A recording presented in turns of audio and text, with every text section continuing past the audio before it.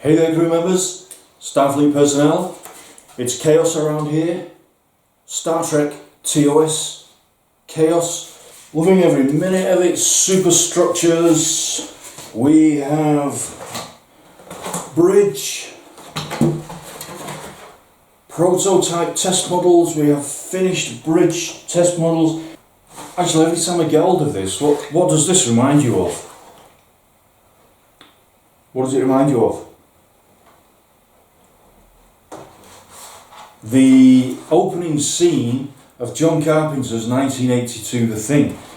Every time I pick up this bridge platform, it reminds me of that UFO opening scene where, and it crashes in Antarctica, and then we all know what happens from there. We have warp engines under construction for the Galileo, my new bicycle, the Galileo. Oh yeah, and we have these superstructures, all of these superstructures for the bridge dome being cut out. As you can see here, I've briefly put the view screen on this finished test model. But the main focus of this video is the crew of the Starship Enterprise. I posted this image a few days ago in several groups on another platform, and it got an interesting response, and I myself, if I'm honest, I'm personally shocked by this, because you can see from this picture that the entire crew, all 430 of them, which I thought was a lot. I thought that was a big crew.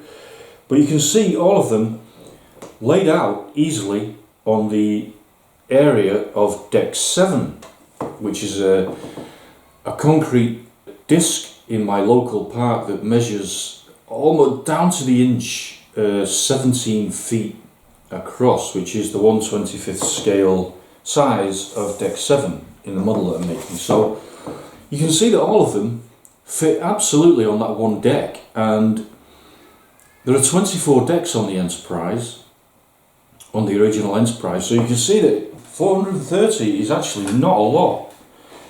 And it got a lot of response, a lot of comments on the other platforms in these groups, and I'm really interested about this. I'm also really pleased about it as well, because it fits perfectly with the ship that I'm building.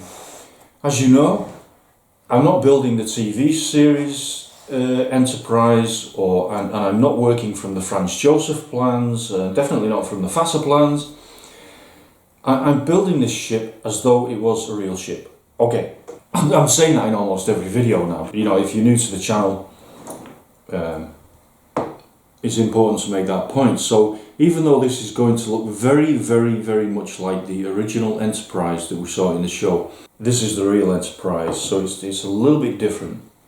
And this number of 430 fits perfectly with what I'm doing in this project, this Mr. Trek project, because quite a few of the comments are saying this is a ghost ship, there's nobody on it, you know, and then they'll be comparing to like the aircraft carrier Enterprise that has something like what is it, something crazy like 5,000 crew on board, and of course they're all stacked in bunks, and that's okay. And also in submarines as well, you know, like submarines, everybody's like stacked in bunks, and like absolute respect to the crew people that can do that, especially in a submarine underwater.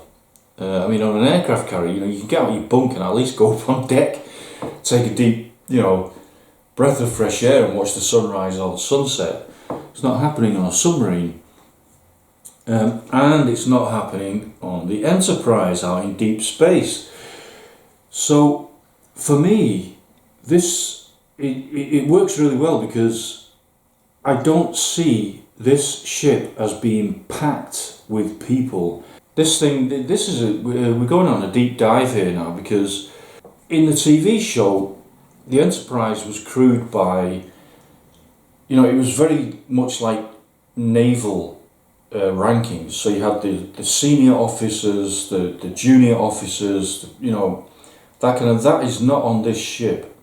My idea with this Enterprise is that the crew is a kind of a hand-picked group of elite specialists. So there's no junior officers on this ship. It's in a different universe than what we saw in the show. It's a hand-picked crew of elite personnel, very specialist personnel, whether that's engineers, doctors, medics, surgeons, psychologists, the captain, the officers, all that kind of thing. But there's no lower ranking. So on this Enterprise, everybody has got their own quarters, and it's not a case of like, okay, the captain and all the, you know, the senior officers have private quarters and all the junior officers are all stacked in, but there's none of that. Everyone on this ship has got their own private space, their own sovereign private space. And for me, for the mental health of a crew, going out for not 6 months, you know, I think the maximum diving period for a modern submarine is, I think they can go down for 6 months. You know, obviously they stack up with food and everything like that, but I think the maximum dive is 6 months, and then they have to come back up, of course, to restock or refuel, but also for the mental health of the crew, because they're all stuffed down there in this metal tube, and you can't do that for really extended periods of time without going bonkers. All right. So the Enterprise is going out into, it's not even diving down into the ocean, it's going out into deep interstellar space. And it's going to have to be a pretty good place to be in order for the crew not to start suffering from anxiety or going bonkers. And when you're traveling in the zones of like Orion or whatever out there in deep space, it's not a case of, hey, we need to surface now, or I think I'll just go up on deck and watch the sunset. No. It's not happening. So the idea of a 430 crew, yes, it means that there are many empty spaces on the ship. Possibly it's only deck 7 that has a major crew. Deck 7 and maybe engineering in the secondary hull that has some significant crew members, because remember, we've got 3 shifts on board this ship as well. So at any one time there's only going to be about 100, just less than 150 on duty, 150 off duty, and then, you know, 100 whatever sleeping. All right, so deck 6 and deck 5 and part of deck 7 are crew quarters. So basically deck 6 is going to be empty. They're all either asleep or they're either coming out and making their way to recreation areas on the ship. But the great thing is it doesn't have to be packed. In fact, it shouldn't be packed. 430 is enough, because then you have space for all the machinery that you need on this ship, all the storage bays that you need on this ship, all of the escape pods, specific maintenance pods that can go outside onto the outside of the ship and do repairs, because out in Antares or wherever it is, you're not pulling into space dock, you're not pulling into dry dock to get something fixed. You have to be able to fix those things out there. Big maintenance bays, like my vibe is that Deck 8 in the Franz Josef plans was the recreation area. Deck 8 is going to be the computer core, which feeds information to the bridge about the status of the entire ship. But also around that, we've got fabrication, maintenance, repair shops. So Deck 8 is an enormous repair and fabrication facility. This brings me to the title of this video, the Enterprise versus the Nostromo. I've got the figures here. The classic Enterprise is 947 feet long, 288 metres. The Nostromo is bigger. The Nostromo is 1,090 feet long, 334 metres. So the Nostromo is big. You know, the Nostromo from the original Alien movie is huge. And it's got 7 crew. 7 crew. To think that the Nostromo suddenly had 50 crew, we would get the feeling, wow, that's really crowded now. On the Enterprise, which is not as big as the Nostromo, we have 430 crew members. More than enough to run that ship. Epic recreation facilities. It's up there in the top 3 of importance as far as this ship goes. These people are heading off for 5 years. That's like, what kind of a submarine would you have to build to allow a crew to submerge into the deep, dark depths of the ocean for 5 years? They'd be bonkers after 2 years, well, less than 2 years. You go absolutely nuts. So the facilities, the recreation facilities on board this Enterprise that I'm making are going to be beyond epic. And some people say, oh, well, that just turns it into a luxury floating hotel. Yeah, that's what it is. It has the facilities of a luxury liner hotel, but it's also a hardcore exploration research vessel going out into the most inhospitable environment you can imagine. And I'm really looking forward to building those areas. Yeah, we've got the standard areas like we saw in the show, but we've also got swimming pools on board.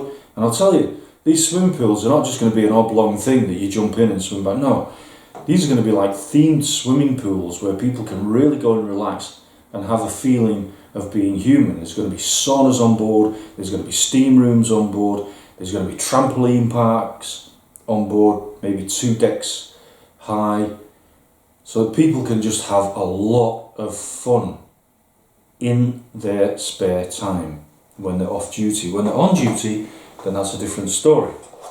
We've got highly specialised crew here working on very important stuff, exploring, I'm not going to say the word anomaly, exploring strange things in the universe. And just because we have this doesn't mean it's going to be boring by any means. It's just going to be a little bit more real.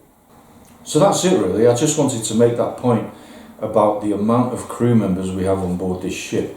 And I went out the other day and I bought this plastic tube, and it had these in it here, and I wasn't really interested in the content of the tube. I was actually interested in the tube because it fits perfectly in this turbo lift shaft, as you can see. So my idea was that this is going to be the turbo lift, and then this black holder for your rolled up pieces of artwork is going to be the turbo shaft for this going. Anyway, that didn't work out because this stuff is horrendous to cut. It just doesn't work. But the content is awesome because I suddenly realised that what I have here, and these just happen to be Starfleet colours, yellow, red and blue, and strangely, black pants. You know, that's a sign, okay? That's a sign. But what are these? What we're looking at here? Yes, you guessed it already. The hardcore fans guessed it already. These are G&DNs. If you're a real classic Star Trek fan, you know exactly what that means. And I'm really looking forward to incorporating these G&DNs in some of the behind the scenes areas of the bridge and the ship. Okay, so I'm just loving that. I mean, awesome. Alright, just going to give you a very quick once over of the development on this, and not that much development. But Rome was not built in a day, and neither was the Starship Enterprise. So I'm just going to give you a quick handheld camera tour around here. I've done a few different things. As always, I hope this video finds you well, and I hope this video leaves you with some classic Star Trek wonder, magic and hope. Okay, so this quick handheld tour begins from behind the red mesh of the turbo elevator control station in the maintenance corridor of the bridge. Quickly moving around, we've got Berk chairs all over the place. Berk chairs all over the place. It's chaos on this bridge at the moment. But hey, what would you expect from a bridge under construction? I've just set up initial view screen. Here it's held in place with masking tape at the moment, so there's a lot of work to do on that. Here we're behind the entrance exit to the maintenance corridor from the bridge, and there you can see, look at that shot there, through the back of the view screen looking out onto the bridge. And here's the other door exit entry to the bridge, again held in place with masking tape. And I'm still really so happy with this captain's chair and the way it's self-correcting with those magnets. Just love it. Love it. There's one of the maintenance crew having a bit of a sleep. This is new. This is something new that I've done. It's the door from the maintenance corridor into the behind the scenes of the turbo elevator. So in here, you're basically going to walk from this maintenance corridor. You go through these doors, and here is the turbo elevator serving the main entrance exit onto the bridge. And over there in the background, you can see a spare turbo elevator car ready to go right into position here when this one disappears down the turbo elevator shaft.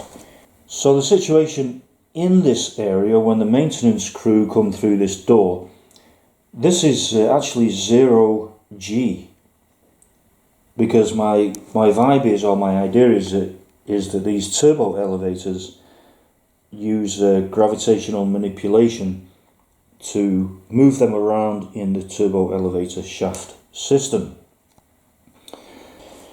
Eventually we're going to look right down here, down through all the decks, down to deck 11. And coming back outside into the maintenance corridor. So this is on the other side, so there's no access from this point into the turbo lift shaft system. And you can see here, this is to do with fire control. So coming further around, and we find ourselves back in that turbo elevator monitoring station with a beautiful Berk chair in there, nicely painted and ready to sit on. Oh, I can't believe these Berk chairs, they're just awesome. God, again, thanks to Doug in Ohio. I mean, for sending these to me. It really lifted the level of the model to another dimension. It really did. So that's it for this video. Let me know what you think about that in the comments section. I'd love to hear your comments. And let me know what you think about the crew, the amount of crew on board this Enterprise, and on board the Nostromo, maybe. But I'll tell you what, folks, I know for sure which ship I would prefer to be on. You can bet your life that that crew on the Nostromo wished they had a few hand phasers, or even transporter capability. Can you imagine that as a crossover? USS Enterprise receives a distress call. Captain, we've just received a distress call from a ship calling itself a Nostromo. They require immediate assistance. Oh, there's a story in there. Anyway, folks, I'll see you soon with the next video. Bye for now.